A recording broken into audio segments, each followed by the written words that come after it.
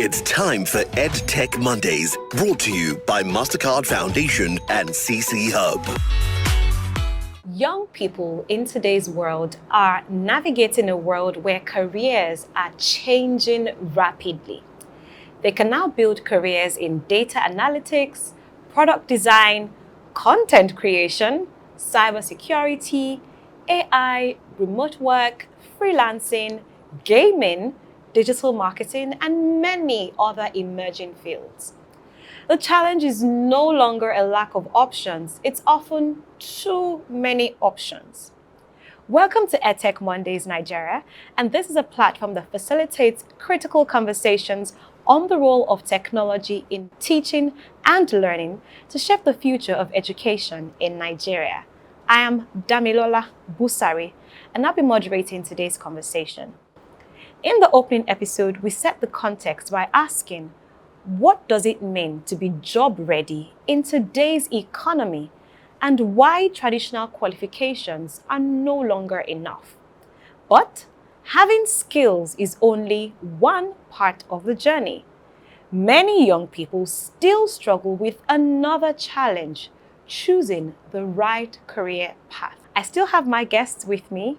Please welcome Azeezat Adetola, digital content creator and SAIL program alumnus. Hello, Azeezat. Nice to meet you, everyone. Thanks for being here. And of course, Timothy Aluko, Nigeria program lead for Gateway. Thanks for being here, Timothy. It's a pleasure. Thank you. Thank you. Let's dive right in. I'll start off with you, Timothy. How was Gateway designed to ensure that young people discover opportunities they may never have encountered through traditional education pathways? Thank you. I think that's a great question. One of the things we've done with Gateway is to ensure that we're able to scan the ecosystem, right? So there's something we describe as validation of skills. So, and that's a research work that we've done, engaging with the platforms, engaging with employers, to ask ourselves, what are the skills that are in demand on these gig platforms? And based on the data that we've acquired from this research, we've limited the number of tracks, right, to skills that we know are in demand. In demand in the sense that these are skills that when you go on gig platforms, there's a very high chance or there's a very high guarantee that you will find gigs, right, because you have these skills. And so those skills are digital marketing, graphics design, UI, UX, video production, and editing. And so one thing we know for sure is that there are a lot of gigs, right, that require this kind of skills on these gig platforms. And so for people who have very high interest in these skills, already have these skills, right, there's a very high likelihood that when they get on gig platforms, they will get gigs. And so for us, I think the question you've asked is, how do people begin to discover the skills, or how do they identify the skills that they need to have for them to be able to access this kind of opportunities? I think the first instance is for them to really understand what skills are in demand. And when you know the skills that are in demand, then it gives you an idea of what you need to do to begin to, or to start your journey to gig work. Because the first thing you need to do is either to acquire those skills, or if you have those skills already, then you begin to, find or learn how to navigate your way through these platforms to ensure that you're able to, access the opportunities that align with your skills that you already have on these platforms. Okay, so understand skills that are in demand and of course access opportunities to help you learn them and take advantage of them. Azeezat, speaking of skills and careers, was there ever a time that you discovered your original career plan was not the right fit, especially looking at what the future of work is like? I do not regret my original career because, of course, I still love that I studied a health-related course. But I noticed over time that a lot of people were always coming to ask me about academic tips, admission advice, and stuff. So at first, they were my friends. And then later, my family and then strangers started asking. So that was how I discovered that, oh, maybe I should create, content regarding things like this, solving problems for people. And along the line, through mentorship, through volunteering, and even through knowledge that I've gained from sale, I was able to transition from just my health-related course to other aspects like content creation, where I discovered that at the end of the day, what is more important is bringing this education to people in the first place. Wow. So your journey has been one of evolution. Yeah. Even though you started off somewhere, you continue to learn, see what was in demand, just like Timothy said, adapt to what was in demand until you've eventually arrived at your current career path. What support helped you make those career decisions that you made? Well, to be honest, I would say the first one was exposure, because I wouldn't have understood some certain things if I had not seen them in the first place. So the first one was exposure. The second one was accountability, like forming accountability group, having commitment to this particular program that I was learning from. A lot of platforms bring this program to young people, not forgetting that they are different type of learners. So some are the type that requires accountability, some requires community, and some requires learning structure. So when I did my program at SAIL, I was grateful to have a community that was constantly checking up on us. So that support meant a lot in my journey. So community support was key for you. Yes. Accountability as well helped you get to where you are. Awesome. Thanks for sharing that. You spoke earlier on about in-demand skills. I'd like us to be a bit futuristic now, Timothy. What career trends are you seeing right now among employers and job seekers? Employers are increasingly demanding AI skills. They are increasingly demanding adaptability, right? Because aside the jobs themselves, the business landscape is changing very quickly. And it means that employers also need to adapt to the changing business landscape. And the expectation is that talents are also able to adapt, right, to that trend as well.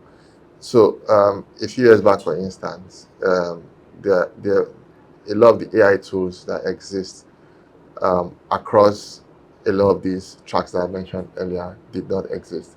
And so if you were a graphics designer, for instance, and maybe you were used to certain kinds of tools, right? The expectation is that in 2026, you should have, ditched a lot of the tools that you were using previously and taken up a lot of the AI tools that have been developed, even by some of the providers that provided those old tools that you're using.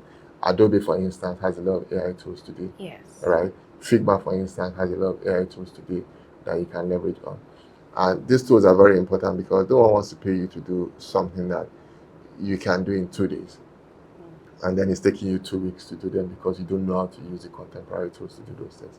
So that demand amongst employers, I think, it's increasing. And amongst talents, there is also, an increasing trend for young talents to also want to pick up, these AI tools as well. And again, a lot of the design that goes into a lot of the workforce development programs that I also are beginning to have a lot of strong emphasis on these AI tools. And the truth is that there are a lot of avenues for you to even learn these tools for free in today's markets, just like the Gateway program as well, and many other programs that provide those kind of opportunities. Thank you very much for sharing. So AI is definitely something that we cannot but be aware of and on the lookout for, and of course, upskilling to ensure that we're able to make the most of the AI revolution. What role do internships, projects, mentorship, work simulations, how do these help young people future-proof their career decisions? So I think mentorship is important, right? Internship, if properly designed, is also very useful, right? And the reason why I say properly designed is because when you go into those mentorship programs, for instance, what exactly are you learning? How are you getting immersed in the work environment? And what skills are you picking up? So I think these are very pertinent questions when it comes to internship.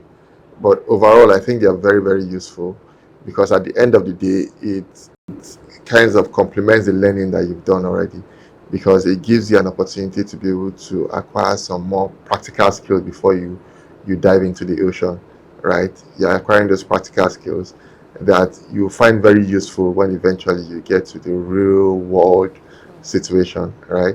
And so it also adds to your credibility, because now someone who has gone through mentorship and has picked up a lot of learnings from people who have gone ahead, right? There are a lot of things that you'd have learned from your mentor that would have been practically impossible for you to learn in a classroom or even in any digital skills training that you're doing. So I think they are very critical, and they enhance the capability or the capacity of those learners eventually to be able to thrive in the work environment. Okay, thank you very much for sharing. Azeezat, you shared earlier on with us about your career evolution journey.